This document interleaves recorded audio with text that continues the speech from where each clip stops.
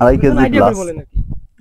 একদম সঠিক বলা যায় না, তবে 2.5 কেজি প্লাস। 2.5 কেজি প্লাস হবে। হ্যাঁ, টিভি একটু ঘুরাই ধরেন, দেখা যাচ্ছে না ভালো করে। হ্যাঁ, পেপারে দেখেন 2.5 থেকে 3 কেজি হবে। 2.5 থেকে 3 কেজি। 2.5 থেকে 3 কেজি একটু হবে। গ্রিন লেডি ছেলে পেঁপে বৈশিষ্ট্য আর কি। আচ্ছা।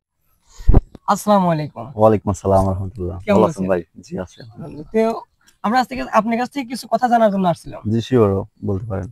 প্রথমত জানি আপনার ঠিকানাটা কোন জায়গায়? এই পেঁপের বাগান অবস্থিত কোন জায়গা? এটা হচ্ছে ভাই দৌলতপুর গ্রাম, সাথিয়া থানা, পাবনা জেলা। জি, পাবনা জেলা, সাতিয়া থানা, দৌলতপুর। দৌলতপুর গ্রাম। দৌলতপুর। জি। আর এটা কি জাত চাষ করছিলেন? এটা হচ্ছে গ্রিন লেডি ভাই।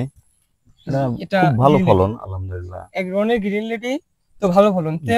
আর একটা কথা জানতে চাচ্ছি যে আপনি যে পেঁপে ধরে আছেন, এইটা গোল আর এটা লম্বা কেন? এটা হচ্ছে অ্যাকচুয়ালি ভাই, এটা হচ্ছে মেয়ে জাতের পেঁপে, মেয়ে গাছের। হ্যাঁ, যাতে মেয়ে গাছের পেঁপে সবসময় গোল হয়। আর এটা হচ্ছে ছেলে গাছের পেঁপে। ছেলে গাছের পেঁপে এরকম লম্বা হবে সবসময়। জি, আমরা এটাই দর্শক আপনাদেরকে বোঝানোর চেষ্টা করছিলাম যে অনেকেই প্রশ্ন করছিলেন। আর এই বাগানি যে যিনি বাগানি মেন যিনি, তিনিও বলেছিল যে 2-3টা জাত। আসলে কিন্তু এটা 2-3টা জাত না।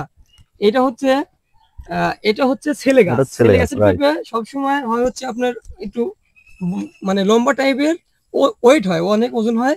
অনেক আর হেভি এটা হয়, হ্যাঁ। দেখতে পাচ্ছেন যে এটা আমাদের হচ্ছে গিয়ে এটাও হেভি হয় কিন্তু মেয়ে এটা গাছ, একটু গোল এটারও ওয়েট সাইজ। বেশি, এটা গোল হয়। এটা গোল হয় তুলনামূলক এটা থেকে, এটা ওয়েট একটু বেশি হয়। এটা যদি হয় 3 কেজি, এটা হয় 3.5 কেজি, 4 রাইট। কেজি আর কি। তো এইটাই আজকে জানতে পারলেন। আর অনেকেরই প্রশ্ন ছিল, এটা উত্তর পাওয়া গেল না আজকে। ফুল গাছ ছিলেন এখানে আলহামদুলিল্লাহ আমি 150 গাছ লাগাইছিলাম। 150 পিস। জি।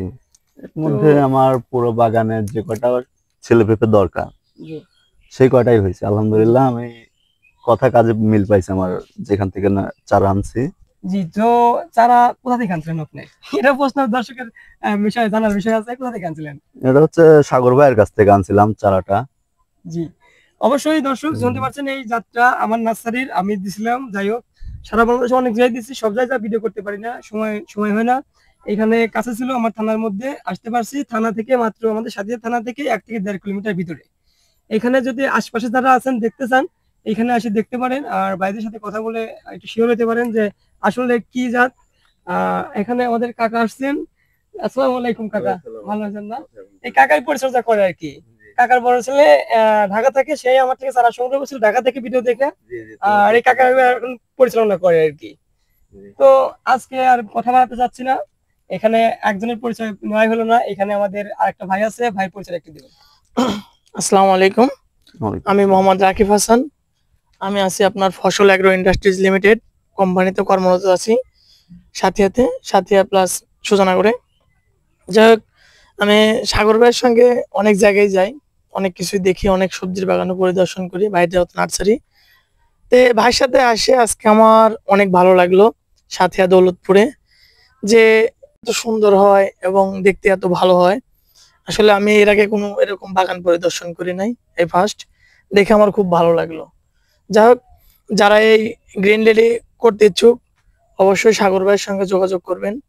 সাগর ভাইয়ের ঠিকানা খেতুপাড়া ইউনিয়ন আর হাসানপুর গ্রাম। ভাইয়ের ওখান থেকে যারা আপনার চারা নিছেন, আশা করি সবাই ইনশাল্লাহ ভালোই হয়েছে, কারো আল্লাহ দিলে সেরকম হয়নি। যাই হোক, যারা চারা নিতে ইচ্ছুক অবশ্যই আমাদের এই পেজে যোগাযোগ করে চারা নিতে পারবেন।